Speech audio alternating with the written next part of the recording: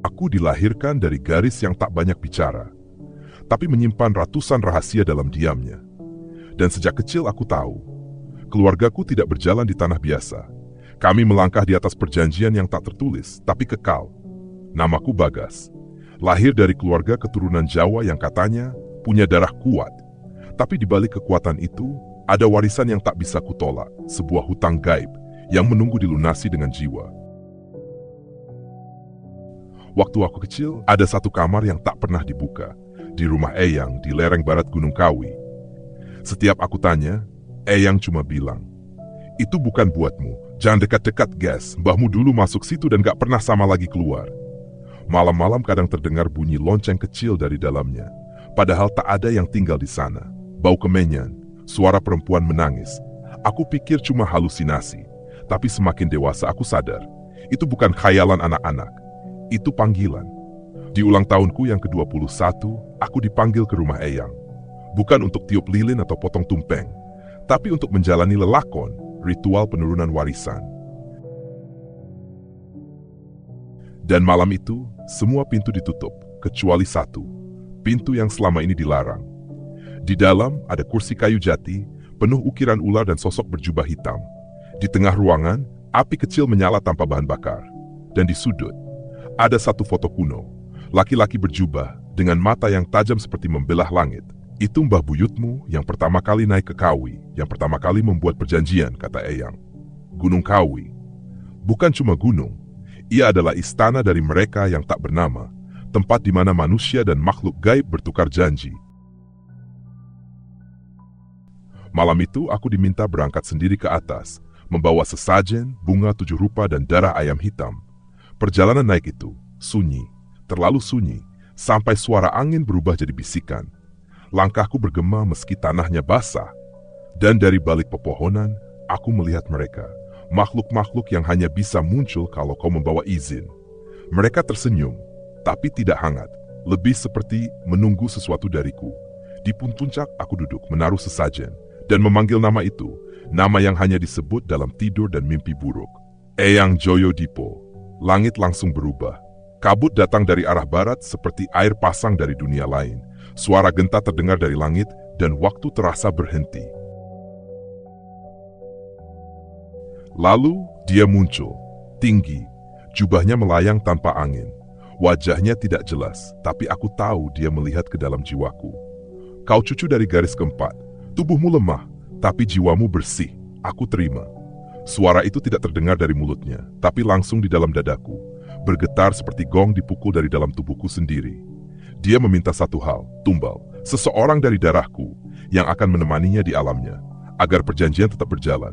Aku menolak, tapi dia hanya tertawa. Kau pikir kau bisa datang dan menolak? Perjanjian leluhurmu sudah ditulis bahkan sebelum kau lahir. Kau hanya lakon dari naskah lama.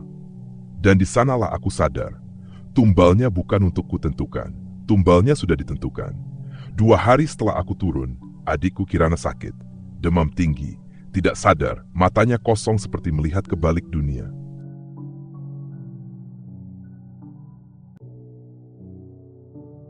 Malam-malam dia bicara dalam bahasa yang bukan milik kami. Bahasa yang tak bisa diucapkan oleh lidah manusia biasa. Dan setiap tengah malam dia menangis sambil berkata, "Tolong bilang ke mereka, aku masih ingin hidup." 1 minggu kemudian, Kirana meninggal. Dokter bilang gagal organ, tapi aku tahu itu bukan kegagalan. Itu pengambilan. Aku yang membuka pintu. Aku yang membiarkan mereka masuk. Aku yang jadi pewaris. Dan sekarang, setiap malam aku dengar lonceng kecil dari kamar kosong di rumahku sendiri. Mereka sudah ikut pulang, dan perjanjian belum selesai. Karena setelah 1 tumbal akan ada yang kedua. Kau yang dengar cerita ini, jangan cuma merasa ngeri, karena siapa tahu salah satu dari kita sedang jadi bagian dari perjanjian yang sama, dan malam ini giliranmu yang dipanggil. Aku tiba di rumah warisan itu tepat saat matahari tenggelam. Letaknya jauh di ujung desa, di tempat di mana peta digital pun kehilangan arah. Rumah tua yang dikelilingi pohon randu tua dan rerumputan setinggi pinggang. Cat temboknya mengelupas. Jendela-jendelanya menganga seperti mata-mata kosong yang sedang mengintai. Kunci tua berkarat itu menolak berputar. Tapi begitu aku berdoa dalam hati, mengenang almarhum kakek, kuncinya berputar dengan sendirinya. Pintu berderit membuka. Aroma tanah lembab, dupa lama, dan kayu lapuk langsung menyergapku. Lampu tak menyala. Aku melangkah pelan dengan senter ponsel, menelusuri ruang demi ruang yang seperti membisikkan nama-namaku dari masa lalu. Lalu aku menemukannya. Sebuah kamar yang terkunci rapat. Di pintunya ada simbol aneh tergurat dengan arang, semacam lingkaran dengan ekor mirip ular melilit bulan sabit. Aku tahu simbol ini. Kakek pernah menggambarnya di belakang buku wiridnya. Katanya itu lambang penjaga batas dunia. Tapi kenapa tergurat di pintu kamar ini? Aku mengetuk pelan. Tak ada suara. Tapi hawa dingin tiba-tiba menyusup dari sela-sela pintu, membekukan tulang dan menyelimuti kulitku dengan bulu-bulu merinding. Dan suara itu datang lagi. Perempuan, tangisnya lirih, tapi penuh luka. Aku masih di sini. Aku mundur, tapi kakiku berat, seperti ditahan akar yang tumbuh dari lantai. Nafasku mulai sesak. Rumah ini hidup. Ia tak sekadar bangunan, ia tubuh dari perjanjian lama yang belum ditebus. Malam itu aku tidur di ruang tamu, atau lebih tepatnya memaksakan diri untuk memejam. Karena di antara celah waktu, antara mimpi dan sadar, aku melihat siluet perempuan itu berdiri di ambang kamar terkunci. Tapi aku bisa rasakan tatapannya menusukku, seolah bertanya, "Kenapa kau datang tanpa membawa apa yang dijanjikan?" Pagi datang, tapi cahaya tak pernah benar-benar menembus rumah itu. Langit mendung kelabu, dan aroma tanah basah seperti menempel di dinding. Aku membuka mata dan kulihat di ujung ruang tamu sebuah sesajen. Bukan dari semalam, tapi segar. Daun sirihnya masih hijau dan bunga melatinya baru mekar. Padahal aku datang sendirian. Aku mencoba menyangkal, barangkali hanya ingatanku yang mempermainkanku. Tapi di balik sesajen itu ada kertas lusuh dengan tulisan tangan yang samar. Kau pewaris darah, bukan hanya nama. Yang dijanjikan belum ditebus dan waktunya nyaris habis. Aku menggigil. Kata-kata itu seperti kutukan. Tapi anehnya, hatiku tak sepenuhnya menolak. Seolah aku memang datang ke sini untuk ini. Sore itu aku menelusuri loteng, dan di sanalah kutemukan peti tua, penuh debu namun terkunci rapi. Di atasnya ukiran wajah naga dan burung garuda saling mengikat ekor, simbol pertarungan atau mungkin perjanjian. Saat aku sentuh petinya, sesuatu menggeliat di balik punggungku. Tak terlihat, tapi kurasa roh lama sedang mengamati. Aku membacakan doa, lalu membukanya. Di dalamnya ada jubah hitam, lusuh tapi masih utuh. Di bawahnya gulungan naskah kuno dengan tinta merah, dan di halaman pertama tertulis, "Jika darahmu adalah warisan, maka nyawamu adalah harga yang harus kau bawa." Aku ingin berhenti, aku ingin meninggalkan semuanya, tapi suara itu datang lagi. Bukan hanya tangis, tapi tawa, lirih, retak, seperti jiwa yang pernah dibelah. Kau pikir bisa menolak warisan ini? Bahkan kakekmu pun tak bisa. Aku membeku, dan saat aku menoleh ke arah jendela, sosok perempuan itu kini lebih jelas. Wajahnya pucat dengan bekas luka membelah pipi kanan hingga ke leher. Tapi matanya adalah mataku. Mataku sendiri, seperti sedang memandang ke cermin masa depan. Kisah ini belum usai. Aku baru membuka satu lapis dari banyak tabir yang tertutup abu dan darah. Tapi kini aku tahu, janji yang belum dibayar bukan milik kakekku, melainkan aku. Malam berikutnya, aku tak tidur. Bukan karena takut, melainkan karena tubuhku tak lagi mengenal rasa lelah. Seolah aku sedang dituntun oleh sesuatu atau seseorang. Aku duduk di dekat peti tua itu, menatap jubah hitam dan naskah dengan tinta merah yang belum sempat kubaca sepenuhnya. Tapi entah kenapa, satu kalimat terus bergema di kepalaku. Leluhurmu tak hanya meninggalkan darah, mereka meninggalkan kutukan yang dibungkus dalam janji. Pukul 2:05. Angin menggoyang daun di luar, tapi daun itu tak menari. Mereka menggigil. Dan di cermin ruang makan, aku melihat sesuatu. Aku berdiri, tapi bayanganku tak ikut bergerak. Mataku memandang lurus ke arahku, tapi itu bukan aku. Sosok dalam cermin itu memakai jubah hitam yang kutemukan, dan di dahinya ada guratan seperti simbol kuno yang menyala merah. Lalu ia bicara, tapi mulutnya tak bergerak. Suaranya langsung masuk ke dalam pikiranku. Waktu kita sedikit, dengarkan baik-baik, aku adalah kamu. Tapi dari waktu yang belum terjadi, aku kembali. Karena jika kau tak bersiap, semuanya akan terulang lagi. Pembantaian, penyesalan, pengkhianatan, dan darah lebih banyak dari sebelumnya. Aku mundur, tubuhku gemetar. Tapi cermin itu berubah. Kini tak hanya menampilkan sosokku yang lain, tapi juga kilasan masa lalu.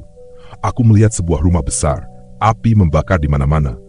Orang-orang berpakaian seragam adat tergeletak dengan mata terbuka. Satu persatu, semua bermata merah.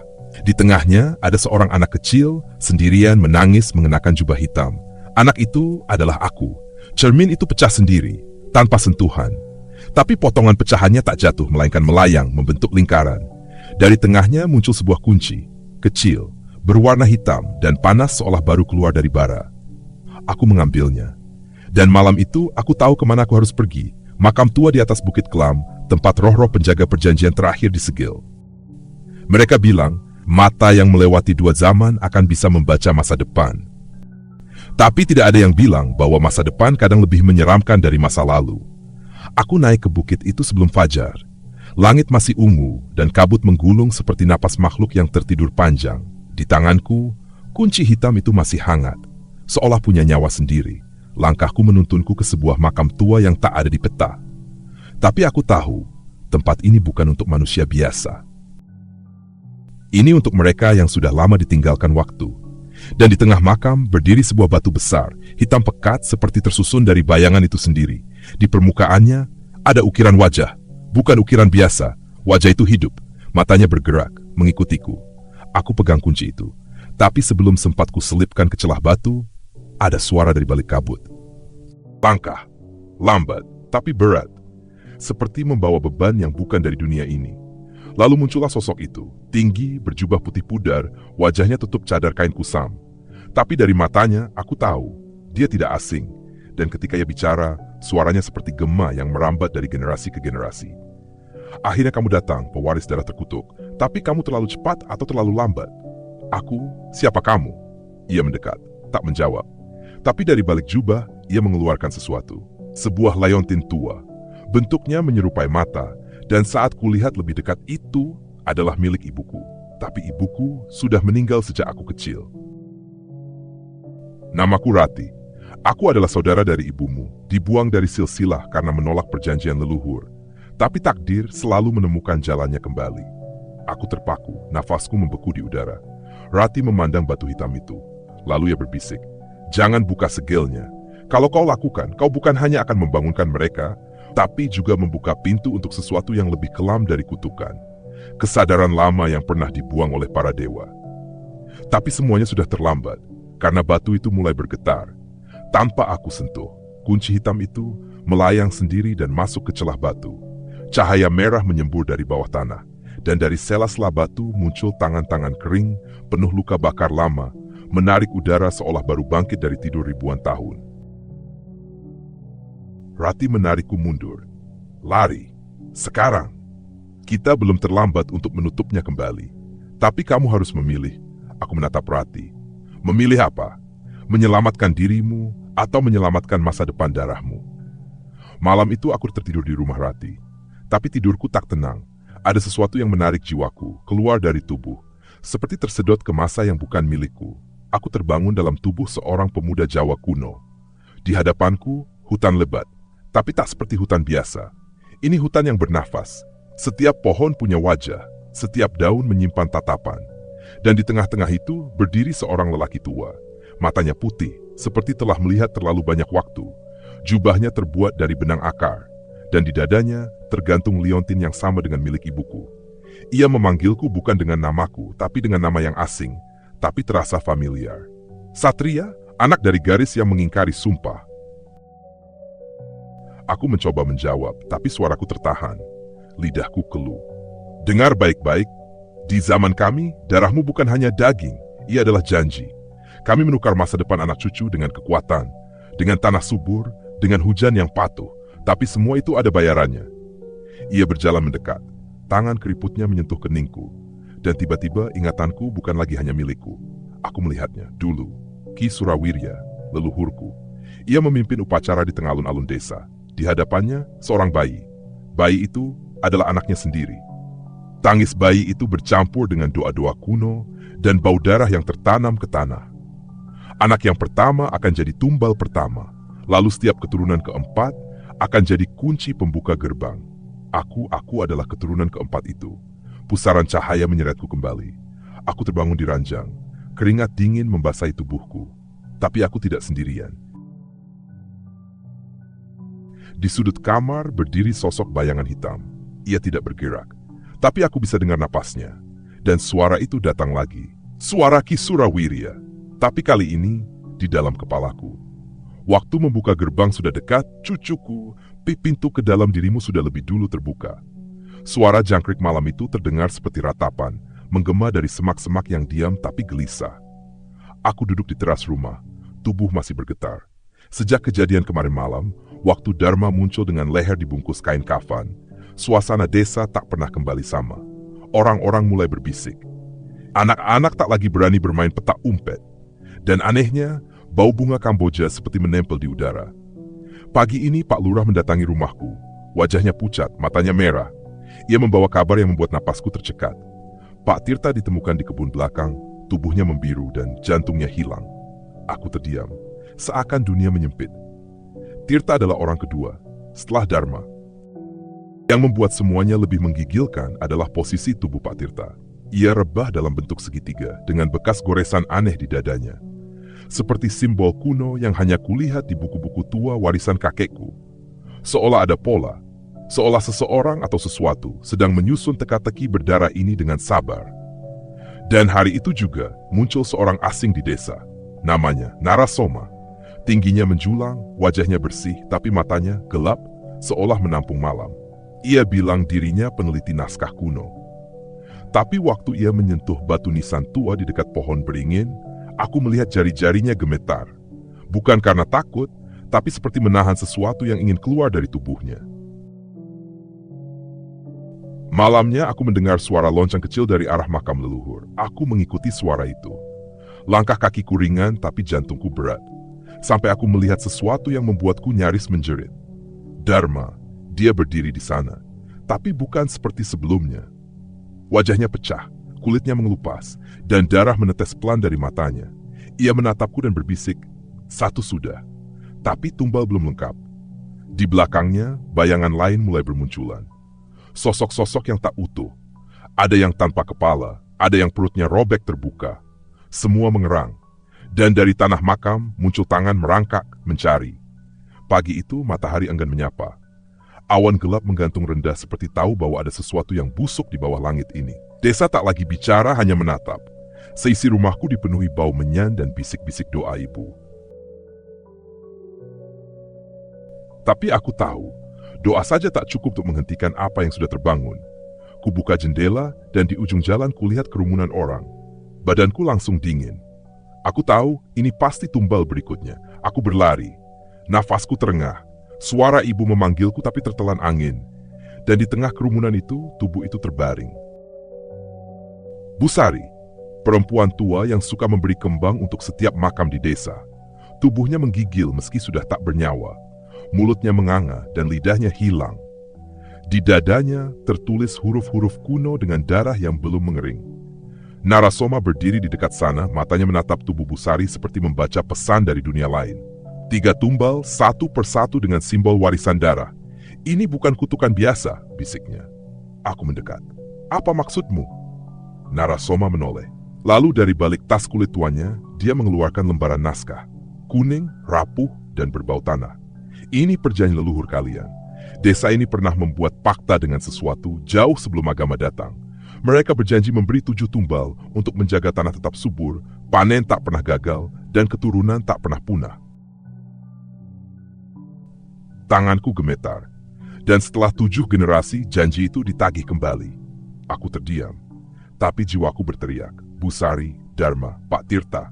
Semua dari garis keturunan tua, leluhur desa, termasuk aku, dan aku baru sadar sesuatu yang membuat darahku berhenti mengalir.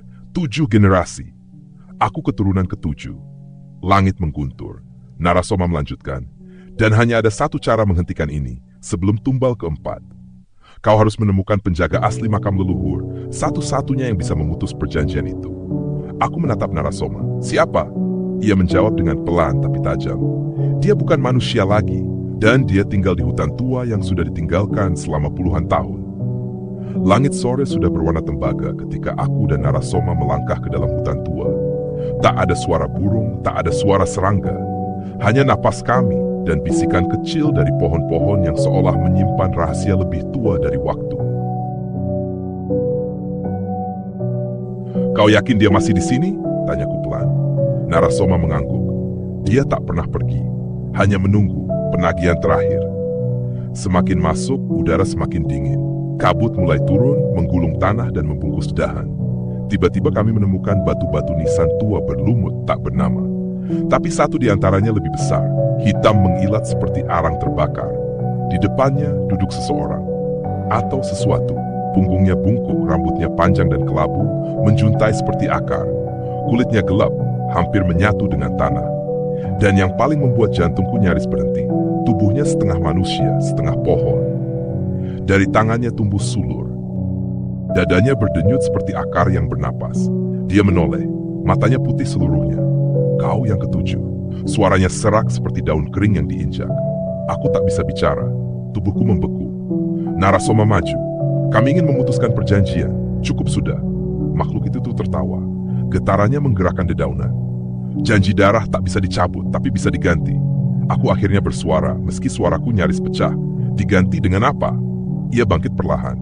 Tanah di sekitarnya membusuk. Lalu ia mengangkat tangannya dan menunjuk langsung ke arah jantungku. Dengan darah yang tak berasal dari tanah ini, darah asing yang ikut menikmati suburnya desa ini. Kami terdiam. Lalu Narasoma memicingkan mata. Diaspora yang tak lahir di sini tapi terikat karena leluhur. Makhluk itu tersenyum. Gigi-giginya seperti pecahan batu. "Ya darah luar, jiwa tamu." Aku tersadar. Ada satu orang yang baru saja kembali ke desa dan tidak lahir di sini. Sepupuku. Dia anak dari garis keturunan keluarga kami yang pindah ke luar negeri, kembali hanya untuk liburan dan warisan. "Jika dia yang dikorbankan, kau selamat," kata sang penjaga. Tapi jiwaku terhantam. Memilih menyelamatkan diri atau menyerahkan sepupuku sendiri. Sebelum aku bisa menjawab, tanah berguncang. Suara gonggongan anjing terdengar jauh di kejauhan. Dan dari kabut muncul bayangan besar. Matanya merah menyala. Tumbal keempat sedang dicari. Dan waktunya hampir habis. Langkahku tergesa meninggalkan hutan. Napasku tak beraturan. Di belakangku, Narasoma masih diam. Matanya tajam menatap tanah, seolah sedang membaca pertanda di sela-sela rumput dan akar. "Satria harus pergi dari desa," ucapku. Narasoma hanya menoleh sebentar. "Atau kau harus pilih siapa yang lebih layak tinggal." Sialnya, tidak semudah itu. Satria baru tiba 2 hari lalu. Senyumnya tulus, naif. Tak tahu apa-apa tentang sumpah serapah nenek moyang kami. Dia bahkan menyumbang dana buat perbaikan masjid di desa dari uang luar negeri yang katanya halal dan sukses. Tapi malam ini, langit merah. Dan di desa, satu persatu anjing liar menghilang. Di sawah, lumpur tak lagi dingin. Ada yang hangat, lengket, dan merah. Warga mulai berbisik. Kematian belum datang, tapi firasatnya sudah mengendap di dada setiap orang. Di langit-langit rumah, di celah pintu, di bunyi cangkul yang menggali tanah di waktu yang tak wajar. Aku menemui Satria di rumah warisan kakek. Rumah tua itu sekarang terlihat ganjil, seperti tak menerima kehadirannya, seperti menolak daging baru di tubuh lama. "Kau harus pergi, Seth," kataku tanpa basa-basi. Ia tertawa. "Baru aja 2 hari, bro. Aku belum keliling kampung malah." "Serius, ini bukan tempat buat kamu." Ia memandangku heran. Lalu mendekat, nadanya serius. "Ada yang kau sembunyikan ya? Tentang desa ini?" Aku menarik napas dalam. "Kita tumbuh dari darah, Seth. Tapi kamu datang dari cabang yang tumbuh di tanah lain. Dan sekarang, tanah ini butuh sesuatu untuk ditelan." Wajahnya menegang. Tapi sebelum ia bisa bicara, terdengar suara dari luar rumah. Anjing menggonggong. Lalu seketika terdiam. Digantikan suara cekikikan kecil, seperti anak kecil bermain. Kami menoleh. Dari balik jendela, terlihat sosok kecil berdiri di tengah pekarangan. Kepalanya menunduk. Bajunya putih tapi basah oleh tanah. Rambutnya menutupi wajah, dan di tangannya sepotong tangan binatang utuh masih berdarah. Dia menunjuk langsung ke arah Satria. Lalu bicara pelan, nyaris seperti nyanyian, "Yang tak dikenali tanah akan dikembalikan." Aku segera menarik tangan Satria. "Kita harus kabur." Tapi sebelum kami bisa melangkah keluar, seluruh lampu rumah padam. Dan dari kegelapan, terdengar suara derap kaki kecil banyak seperti anak-anak berlari. Tapi dengan suara kuku, bukan telapak kaki. Malam itu, bukan cuma tumbal keempat yang dicari.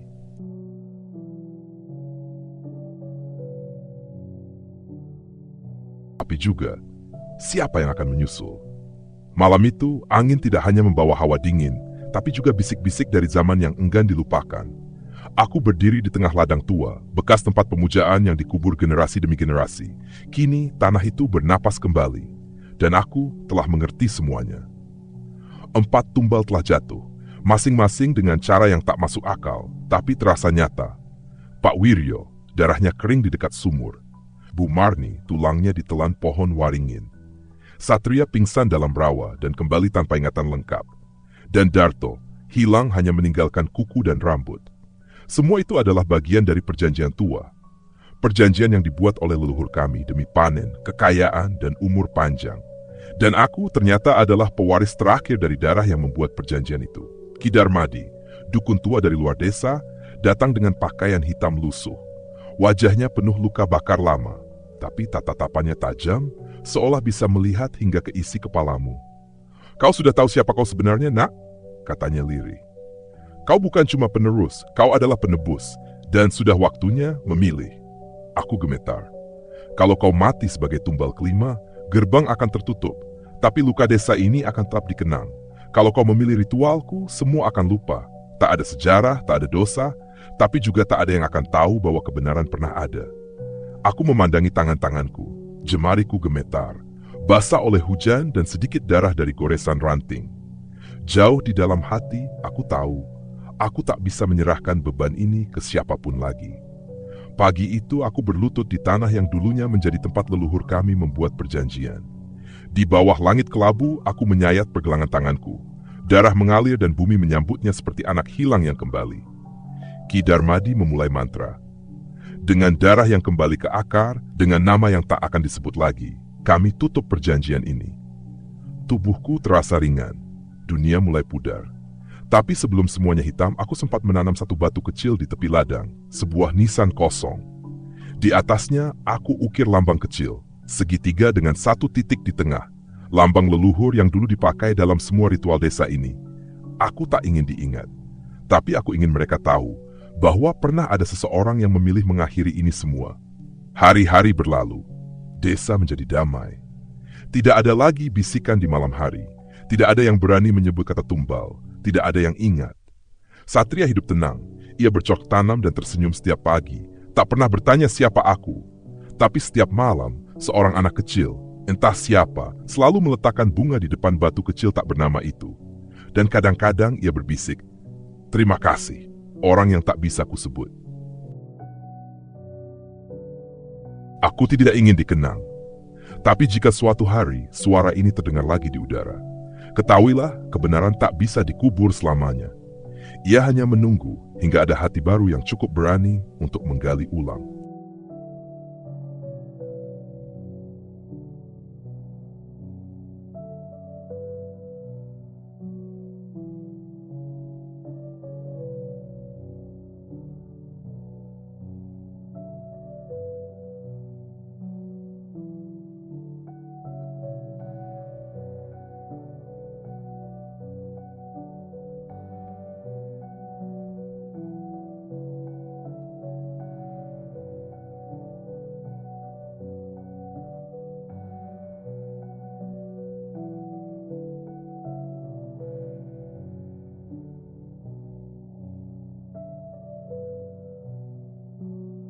Setelah upacara pengakhiran, setelah darah kelima tumpah dan desa kembali damai, ada satu sosok yang berjalan perlahan meninggalkan ladang ritual.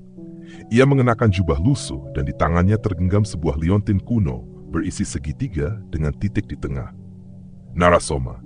Ia tak pernah benar-benar ikut campur, hanya mengamati dari jauh. Tapi kini, wajahnya berubah. Ia terlihat lebih tua, tapi juga lebih puas. "Sudah selesai, untuk saat ini," katanya pada dirinya sendiri.